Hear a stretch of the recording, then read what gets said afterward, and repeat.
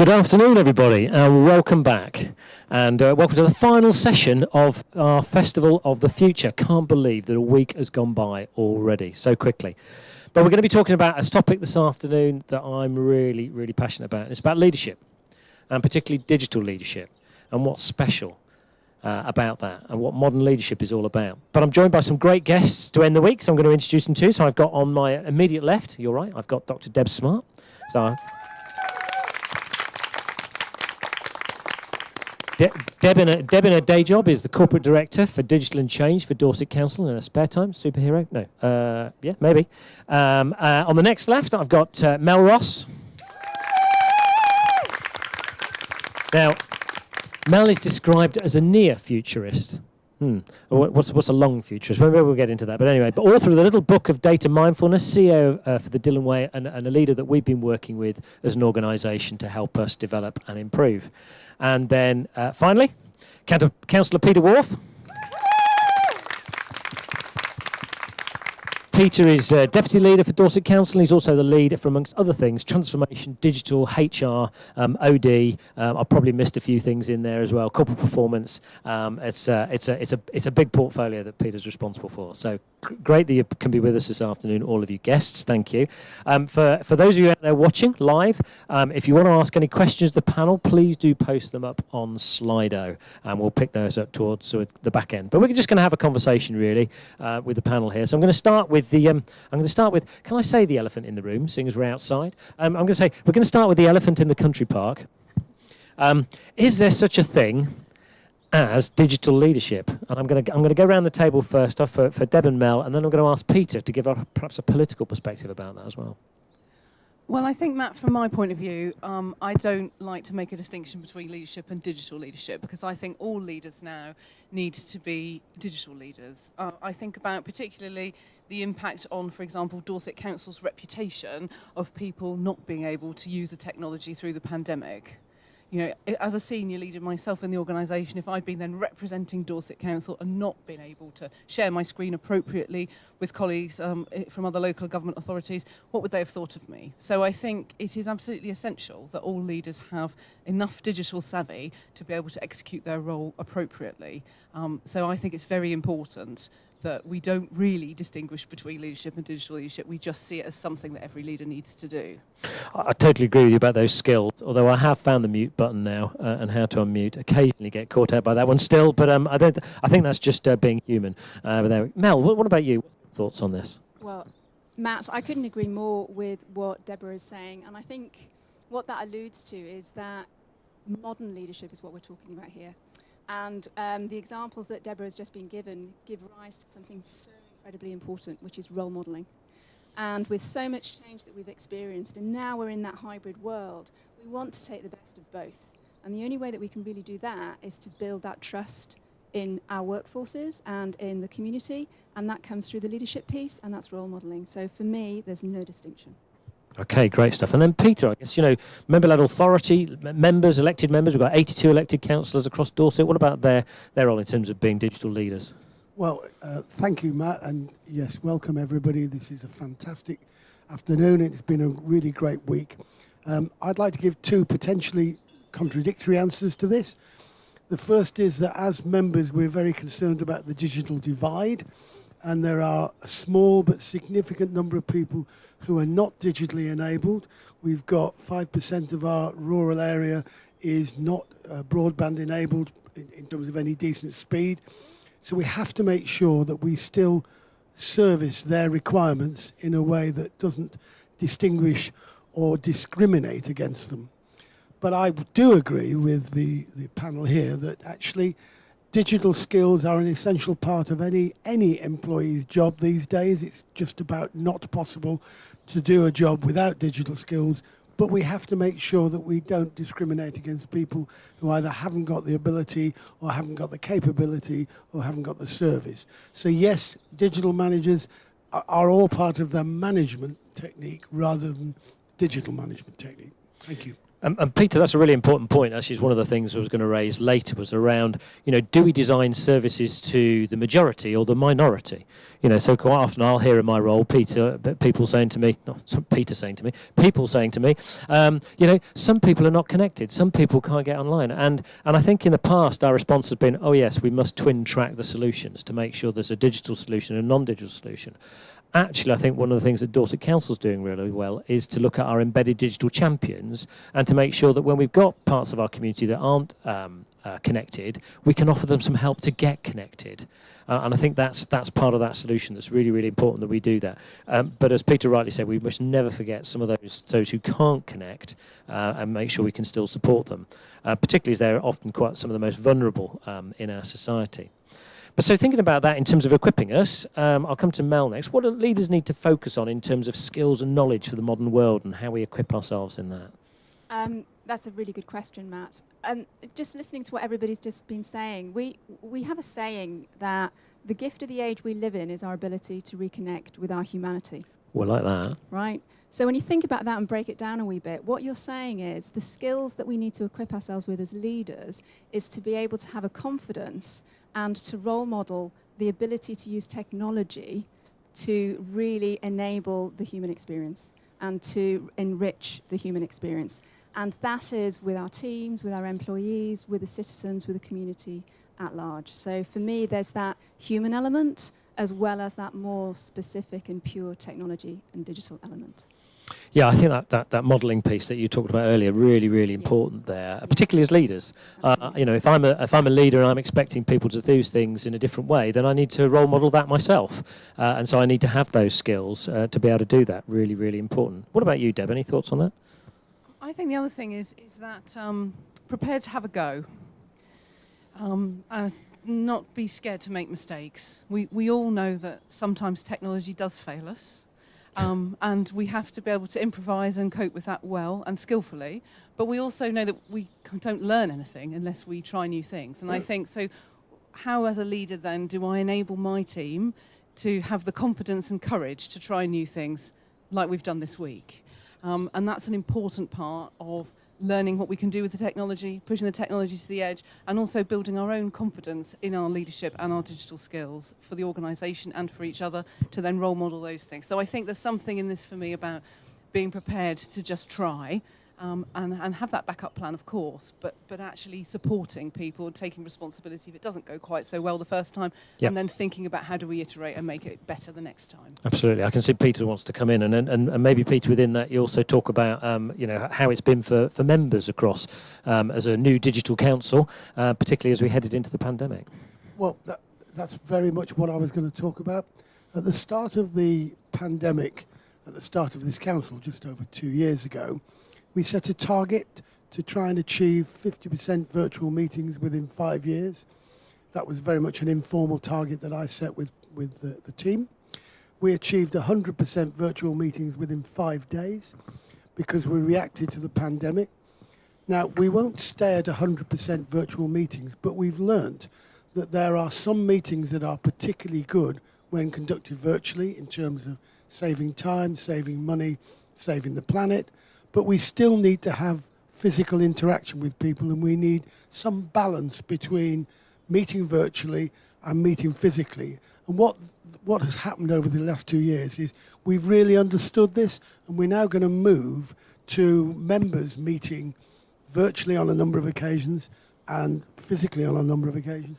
And I know officers are doing the same. Now, I have to tell you, we haven't got it quite right yet, and we're still playing with the balance and what we're going to do and when we're going to do it. But the fact is, we're never going to go back to where we were.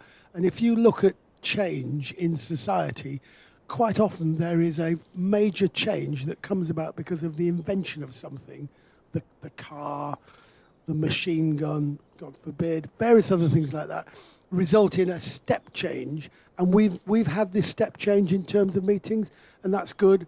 And what we've got to do is make sure we retain the benefits whilst continuing to have some form of physical interaction, because sometimes that's the way you get a real understanding of what it is you're doing.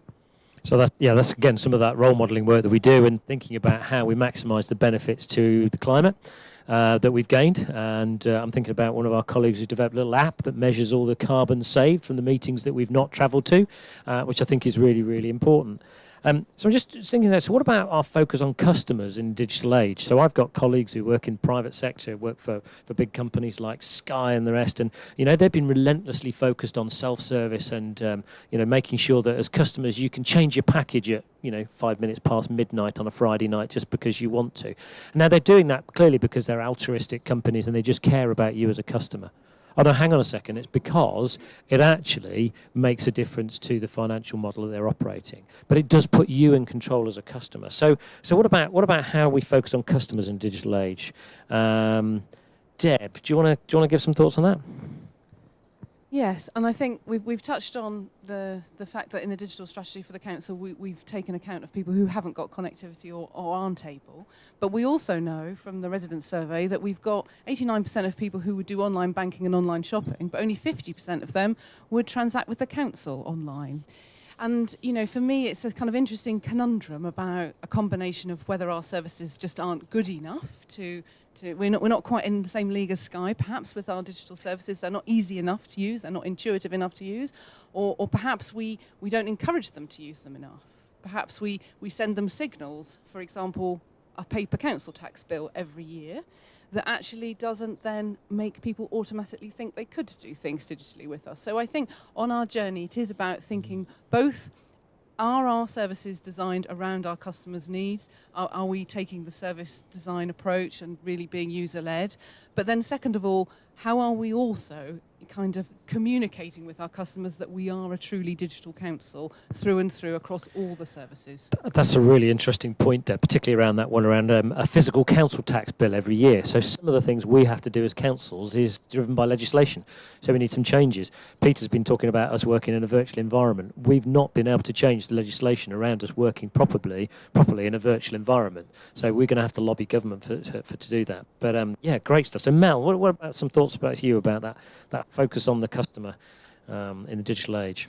Well, I think what's interesting from my perspective here is that we work across private sector and public sector. And what I've noticed over the years now is that it's a level playing field now. Right. Across private and public sector. So I think our ability to serve our end users is the same regardless of who we are now. And yes, there is that element of, there's complexity in some sectors in terms of legislation and regulation, the utility sectors, for example. But that's part of the leadership role as well, is to lobby and to lead upwards as well as to lead around and below. So for me, we're in a level playing field now. So let's get on with it, really. Okay. Peter, just some thoughts. I'm going to ask if there's any questions coming through on Slido in a second, so we'll keep going. There's two factors that I think underpin this. The first is if you ask people to interact using the internet or using electronics, you have to make it reasonably easy for them. And the second is there's something that's been developed, although most people in this room or whatever would understand Field. Yes, field. People working in the field. Most people would understand the concept of nudge theory.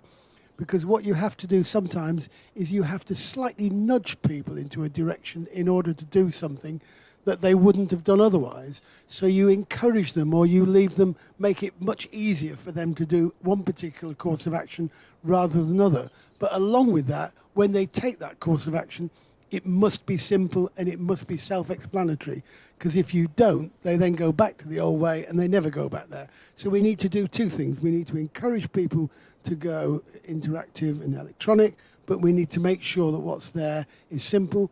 Whilst I'm sorry to go back to this, recognizing that there is a digital divide, there are a number of people who will not be able to do this, and we must not leave them stranded.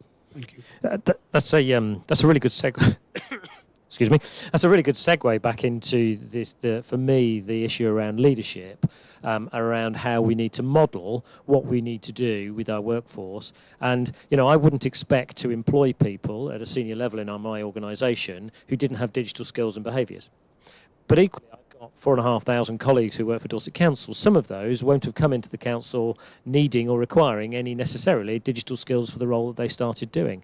but I need to equip them for that. You know, you'll know, and this is an example I've used before. You know, that time you've walked into the post office on your lunchtime to buy a stamp, and they try and sell you a mortgage.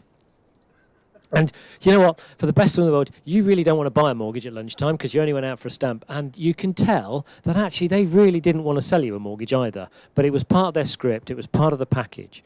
Now, we need to make sure that our frontline customer services colleagues actually have the right digital skills. And that comes back to the Embedded Champions program, to make sure that when we do have those interactions with people who maybe aren't digitally enabled or for whatever reason choose not to operate with the council digitally, actually they've got the ability to just help them over that. How do they connect up an email? How do they link through to the right pages of the website?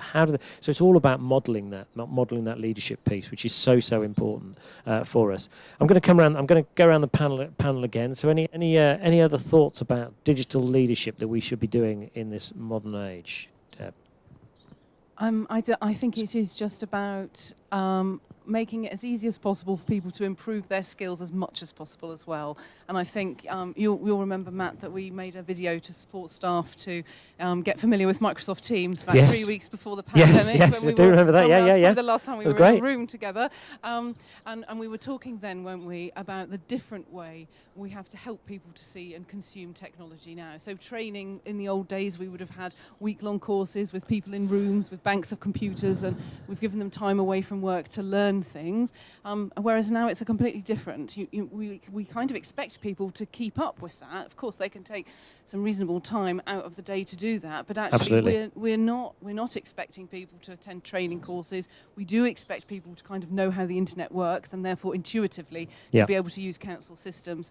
And of course, it's incumbent on us to buy ones that are like that. So I think for me, it is about also role modelling that. It's okay to take maybe 10 minutes out of your day to do something to improve your digital skills, because the technology is changing all the time. We've just had a recent upgrade to Teams. A number of people that have said to me, oh, Teams has all changed. And I said, well, just take 10 minutes, have a meeting, with yourself and just practice doing the things that have changed. And then you'll be familiar with it. So I think for me, it is about role modelling and enabling people to feel it's okay to do some of those things to improve their digital skills. Not everybody is brilliant with technology, so they just need a bit of time to improve what and learn how to be good at it. Absolutely, that's a really good point. And actually, there's a colleague in our audience live today who's been having that conversation with me this week, actually creating some time where we actually feel free to just do and to update our skills. Really important in a modern age. We don't need to, as Deb said, don't need to go off on that training course. We don't need to leave the office, but we do need a little bit of time for ourselves just to enable to make sure that we're up to date with everything that's going on. And Teams changes, yes, absolutely. I pop into a meeting and go, where's that button gone? Got it, found it. Still can't find the mute button every time, but there we go. Mel, some thoughts from you? I think what Debs has just said there, what she's alluding to, is so important. Learning and education is no longer a luxury. This is something that needs to integrate into who we are and our practice as leaders and everybody throughout the organisation. So learning is our right, and we should be doing it habitually all the time. And that alludes to the experimentation piece that you were mentioning earlier on. Have a go, try, that's how you learn. Yeah. And I think there's one other thing for me that we haven't got into today, and I know we're probably coming up to the end of today's session, but it's about data. We can talk about digital, right. We can talk about customer, and we can talk about technology, but in all of that, there's a thread, and it's data. And we need to be confident about it and mature in our use of and ethical around how we use data and what we're collecting. So I think that's really important as well. Yeah, good. Right. I know we've got a question in the audience, and then I'll come back to Peter to give maybe how do we engage members, elected members in a digital age, do that. But first of all, I've got a question in the audience, so I'm going to hand over to the audience and with the catch box, Mike. Yes, we've got some questions from the audience. One of them was watching on Tuesday, and they've seen the children at Shaftesbury School learning new technologies and learning new skills. Are you excited to see the modern leaders of the future? Oh, absolutely, absolutely. I mean, they say in TV, don't they? You should never work with animals or children. But I actually love it when you've got children who are they never seem to lose the power of the question why, do they? And they will just constantly just push boundaries all the time. Quite often they push the boundaries you don't want them to push, but it's that experimental piece of children. So great to see. It was great to see the children of the future, the leaders of the future, coming through that position, that piece from Shaftesbury. Did you any other thoughts on that one, colleagues? Oh, Deb's it up. I just think it's amazing how, when I look at my nieces who are 9, how they just use technology without even thinking about it. So I think some of the things we've discussed today maybe will not appear in the future, but we've got to work with the workforce we've got at the moment and help people to adapt and use technology. But it seems to be quite intuitive to the young members of society, I would suggest. Yeah, brilliant. Great stuff. And I think we've got another question coming up from the audience. Yeah, it follows on nicely, Des, from what you were just saying about young people being comfortable with new technology. But someone's asked on Slido, how are you bringing along people in the council who don't feel comfortable to just try things? Oh, Deb, do you want to pick that up? I do. Well, we've got members of staff who can come alongside and help people. So we've got the digital adoption team at the council. I'd encourage people to reach out and ask for help. So you may not be comfortable to have a go, but please do let us know if you're struggling. We've got Digital Champions program. So we have big investment over the last year in the pandemic, despite all of everything that everyone was dealing with. On top of that, over 200 colleagues took time out to become digital champions and learn all about Office 365 and all the tools. So there'll be somebody in your team who's got that ability to come alongside and help you. If not, come to the central team and we will help you. Please don't struggle. Thanks, Deb. Peter.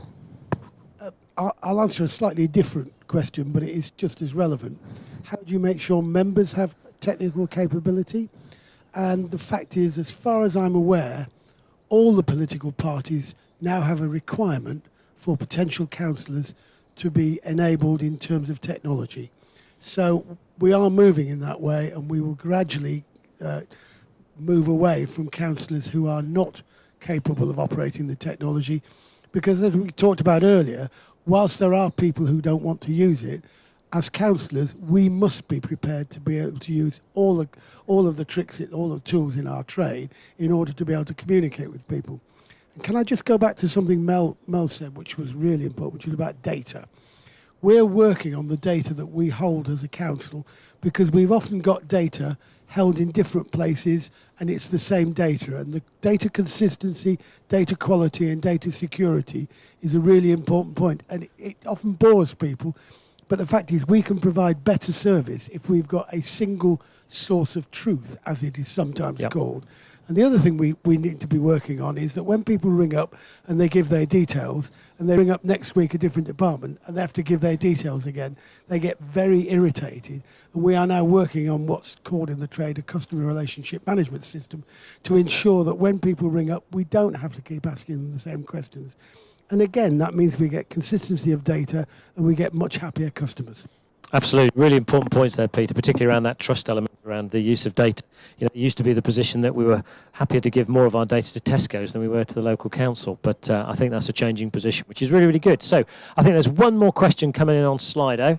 So I'm going to go to the audience. Yes, people are saying that they've really enjoyed the festival, and they're wondering how can they get involved for after Future Fest and what's next. How can people get involved and what's next? I'm going to hand to Deb, because Deb's wonderful team that's involved in this. But I mean, I think we can. It's safe to say we want to pick up on all of the issues that have been raised this week and build on them. But Deb's, any other thoughts? Absolutely. Well, I think do get in touch with us over Twitter or through our, interact with us through the YouTube channel if you want to get in touch with us. I don't think that will be difficult. So please do contact us. I think what's next. I've also been contacted by other councils who might want us to say, well, now we're going to throw over to Council Blah to showcase what they've been done. So I think as we think about planning the Future Fest for next year, 2022, I think we'll think about how we might broaden out and showcase other digital innovations that are happening elsewhere in the country that then Dorset might benefit from. So similar counties with similar problems and issues with digital, how could we benefit from their learning? So it's all up to play for. I know the team have started thinking about some ideas for next year. But Team is looking slightly nervous right now behind the camera. As I say, we're welcome to hear anybody's ideas, so get in touch and let us know what you think. Brilliant. That's been really good. Well, we're just coming towards the end of this session, so I'm just going to give you a chance to just say very, very briefly any final thoughts about, top tips for being leaders in the digital age, digital leaders. And I'm just going to thank the team as well for everything they've been doing. But let's go to Peter and then come that way back along. Peter, top tips. Well, kicking the machine doesn't help. Often turning it off and turning on again does, and it shouldn't. Classic reboot technology. Classic reboot technology. But my experience is that you have to just put up with a degree of difficulty, try and always have a fallback plan, and don't get too upset about it. I mean, I remember the Pink Panther, where the inspector went absolutely berserk, and I feel like that with Microsoft and Teams sometimes. But if you look at the benefits it brings, it's just brilliant. So what you have to do is you have to recognise that training is required, and you have to be prepared to put a bit of effort in, and you won't always get it right, but you will get it right far more often than you get it wrong. Brilliant. Embrace it. There we go. Mel, final thoughts. I loved that, by the way. Really good. Well done. Final thoughts, Matt. I think for me, just the two questions that came through and just talking about the leaders of the future. Yeah. It's, tap into your curiosity, right? That beginner's mindset. Because if you're worried or scared about change, it's because you're not moving. So just play around and be curious and start moving. And then it'll start happening. There you go. Curiosity. Sounds good. Curiosity. Embrace curiosity. All leaders need these skills to be able to lead their teams well, I think, and effectively in the modern age and interact with others and to do the sort of things that we've done this week. And so I just encourage everybody to improve what they've already got. And as you say, Mel, to keep on learning. Brilliant. Great stuff. Thanks, panel. Thanks for your time. Thanks for the contributions on the questions. Invest in your digital leaders. Invest in the leaders of your future. That's what I'll say as Chief Executive. So I'm going to hand back over to the production team, who I think are going to roll a video.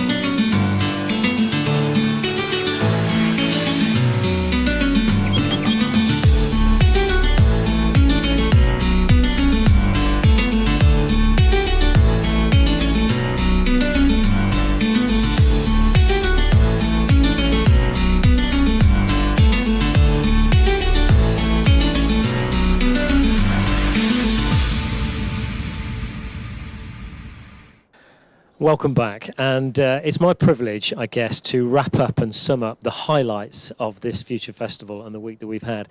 And we've covered a fantastic amount of ground, metaphorically and physically, as we've been out and about the Festival of the Future over the whole of the week across Dorset. The festival's travelled from Lyme Regis in the west to the village of Shratton and Shaftesbury in the north, Winfrith, Newborough in the east, before coming even further east to here, to the marvellous facility they are at Moores Valley Country Park. It's been a truly hybrid event with a live audience at each location and people watching. Oh, live audience at each location. That was your cue. Who chose, but also people watching online who chose not to travel. In fact, even as far afield as I understand it from South Africa this week. The team was keen to ensure that both the audiences had the same experience and went to great lengths to make sure everyone could see the pre-recorded video and ask questions of the expert panel. It's been properly groundbreaking. And I commend the team for their bravery with new technology, being prepared to make the technology that's not been used by this at Dorset Council on such an ambitious project. They spent very little festival on. That appeals to the Chief Executive's heart. And we're reaping the benefits in putting Dorset and our expertise in digital firmly, very firmly, on the map. We've had amazing speakers. We've been privileged that so many high-profile speakers have chosen to join us and give up their time freely, proof that Digital Dorset really is making a name for itself. And what ground we've covered this week in terms of subject matters. We've heard how important it is that we scale up innovation in Dorset, how we must continue to develop the skills we need to keep Dorset at the forefront of technology, and what we can do to keep our talented young people here in Dorset. Some themes such as 5G and climate have rippled through the week, and as priorities for Dorset Council, it's completely right that they did. In addition, each day had a particular theme to focus on different parts of our work and the economy here in Dorset. So we kicked off on Monday. I was there with colleagues from the Dorset Innovation Park on the theme of business of the future. It was touch and go with the weather. We got a little bit damp just before we started filming, as it should at any good festival.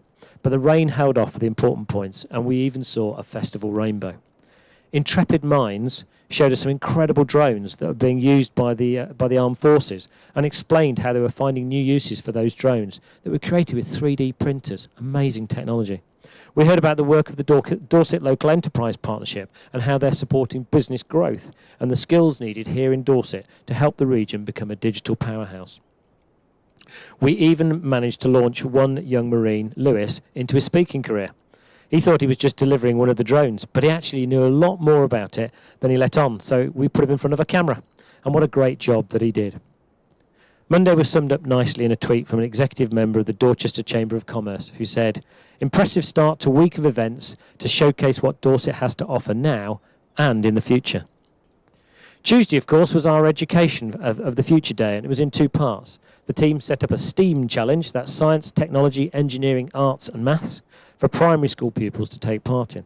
They filmed it so that other schools could also use the session to inspire discussion around how technology can transform education of the future. To complement the video, we published some discussion points designed to help teachers steer their classes through the task if they wanted to try it out themselves. To date, 120 people have viewed that video, and we'll be following this up with schools to see what they thought. In the evening, after the teachers had finished their day in school, we held our live event in Shaftesbury School Future Classroom. There is deliberately not a desk in sight to make it more engaging for the students, and we saw how technology is not about replacing teachers, but in fact augmenting humans to give pupils a richer, more personalised learning experience. We heard how pupils in Shaftesbury share live lessons with pupils in Ghana and discuss things that both sets of pupils can relate to, such as ghost nets in the seas. We heard about how Arts University Bournemouth adapted their teaching through the pandemic by making the most of digital and what their plans are continuing to do. We even had a live chat with James McDermott in Australia about his WISE software to support social and emotional learning. Thanks, James, for taking our call in the middle of the night. And then, of course, Lyme Regis on Wednesday, and the sun came out for our day at the seafront. I think I even saw some fish and chips on Twitter. It was even warm enough, I understand, for Penny to go swimming at lunchtime in the sea. And there's evidence on Twitter of the team sitting enjoying the sunshine in deck chairs during a well-earned break from filming. It was certainly the right setting to look at the potential for digital tourism in Dorset. We were privileged to be joined by the Mayor and Mayoress of Lyme Regis, who asked lots of great questions about digital inclusion, a theme that we've carried on today. We heard how important 5G will be in the future of tourism and how it's being used already, for example, to power the signs for visitors in certain coastal areas that give important information. We also heard about the 5G buoys which monitor the sea state and transmit information to visitor signs. We even had a real buoy to look at, all the way from Reading, thanks to jet engineering. We had a whistle-stop tour of some of the great tourism attractions in Dorset, such as the Tank Museum and the County Museum, and learned how they're using digital to keep attracting visitors. A barn in North Dorset was the setting for Thursday, courtesy of our hosts for Wessex Internet. We are next to a golf course, of course. We had a whistle-stop tour, as I say, of those tourism attractions, and we had some special mentions for the day. Has to go to the Seagulls, who tried crashing the filming. They hadn't featured on the risk register, but they certainly will do if we go to Lyme Regis again. A barn in North Dorset was our setting for Thursday, courtesy of our hosts Wessex Internet. We saw footage from robots out in the fields and from cow barns at Kingston Moorwood. We heard how technology is helping modern farming. For example, to identify and then kill individual weeds without pesticides, or to identify individual cows from their markings to monitor their health, a sort of facial recognition for cows. We heard how drones are used with sensors in fields to help improve the environment, and we're pleasantly surprised to find that these drones, unlike the Army spoke about earlier in the week, are within the price range that is affordable even for small farms. The impact of climate change for all of us, but particularly here in Dorset, is an important consideration for anyone working in agriculture. So we also looked at the work going on in Dorset to lower carbon emissions. The fact that Dorset Council has declared a climate and ecological emergency had a number of mentions, and I'm pleased that we're working hard to take action.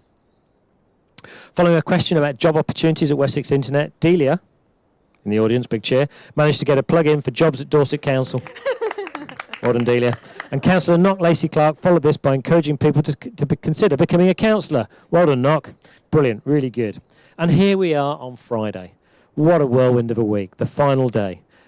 Well, I'm sure the team would like to keep going Saturday, Sunday, Monday, Tuesday. They're looking a little bit tired. It has been a brilliant week. So this morning we saw how technology can help make life easier for some people and to help them keep living safely and well at home for longer.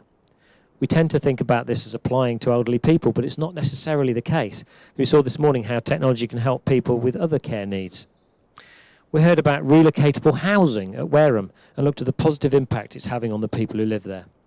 And throughout the day, we've heard about the important role of carers, and I certainly want to add my thanks to anyone who has a caring responsibility. If you want to know more about what support is available to you as carers, there is a Carers Festival on the 25th of November. Keep an eye out on the website for more information, or the Dorset Council newsletter that comes out. I think I'm going to be speaking in that event as well. And we've made some great connections across the world, across Dorset throughout the week, inspired by the many conversations that we've had. For example, the Army and Arts University Bournemouth are considering exploring if they could work together to design fatigues, or workwear for the uninitiated, that's more suitable for women. And Cecilia Bufton, the chair of the Local Enterprise Partnership, had an idea that we could hold more activities on the innovation part, including drone racing, whatever that is. Is that a bit like lawnmower racing, but with drones? I guess it is, yeah. I wouldn't want the insurance bill for that one. The session on Countryside of the Future were attended by a beekeeper from North Dorset who said he would be contacting the speakers to see how they could work together on issues of climate change. Really, really great conversations. And we've had great feedback from the week. On Tuesday, after the Education of the Future session, we had a tweet from Tim Harris, who works in systems engineering, asking whether the video production team were an external provider or an in-house team. We replied that they were in-house. This is exactly what a council should be doing. The message is clear. Application of new knowledge is the fundamental driver of innovation and productivity growth. Getting out there, getting involved, making your mark, making stuff happen. It's really encouraging to get positive recognition for the work we're doing. So from businesses to tourism and countryside to healthcare, and not forgetting education, we've heard this week how innovation and technology is helping to make Dorset a great place to live, work and visit. And remember, if you missed any of these sessions, you can still watch them on the Digital Dorset YouTube channel. Just Google it, you'll find it. Other search engines are also available. And since the start of the week, we've had over 1,000 people have watched on YouTube, either live or on catch-up, and it's going up every hour. We've had a great interaction on our social media channels. There are loads of pictures from the week on the Digital Dorset Twitter feed and some positive feedback too. And so, sadly, to the final part of the programme. I don't know whether you can hear the audience because there's no mic on there, but they did do an R then. It was very nice, very emotional. So the final part of the programme, the working title for Day was originally Health and Wellbeing. So in a few moments, you'll get a chance to experience the wellbeing bit of the day. Hang on a second. Oh, I know what that means now. Just twigged. Those people here can have a go at pitch and putt or table tennis, and there are even tractor rides here at Moors Valley. We also have some accessible bikes to try. The aim of the health and activity team here, who very kindly let us use their facilities today, is to get everyone active using green open spaces. And this relaxing setting, as long as you don't get run over by a golf buggy, is the perfect location to have a go at cycling, even if you need a bit of support. The team has a number of adapted bicycles to suit a range of needs that everyone can hire. This varied fleet of bikes ranges from the Relaxino, I think that's how you pronounce it, a semi-recumbent tricycle, through to hand cycles and trikes, which could be suitable for adults and young people with mobility and learning disabilities who have difficulty with balance. These bikes give local people the chance to have a go at cycling, and no matter what their ability, fitness level, or their special needs may be. Just talk to one of the health and activity team if you'd like to find out more about accessible cycling and the additional outdoor physical activities that the team coordinates here at Moors Valley Country Park. So, as is the tradition, the final word has to be a few thank yous, and there's quite a few thank yous. A great number of people have played a part in making the festival happen. Too many to give a particular name check to everyone. However, I would like to thank all of our speakers and our facilitators who've held the sessions together. Thanks to our partners and other organisations who brought different bits of kit along for each of the days, from drones to buoys, VR headsets to care tech. In particular, our thanks to the Latvian company Catchbox, who supplied the two of their throwable microphones, which have been lots of fun during the question and answer sessions. Thanks also to those who've let us use their facilities to broadcast from: the Dorset Innovation Park, Shaftesbury School, Lyme Regis Town Council, Wessex Internet, and, of course, Moors Valley Country Park.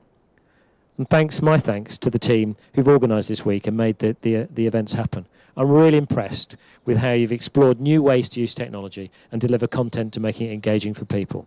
Thank you to those people who've come along, particularly those today. And, well, oh my goodness me, there's a health and wellbeing piece for us. So Peter's coming along. Hi, Peter. And while I'm putting my helmet on, I'm going to put my iPad in the back there. Any last thoughts on the week? What's it been like for you? Only brilliant. Oh, sorry. Yeah. I'm going to steer and hold the mic at the same time? Okay.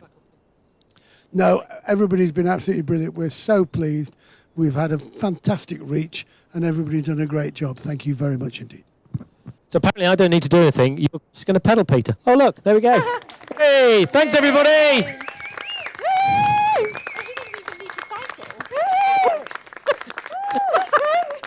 What happened then? We accelerated into the future. Here's the team.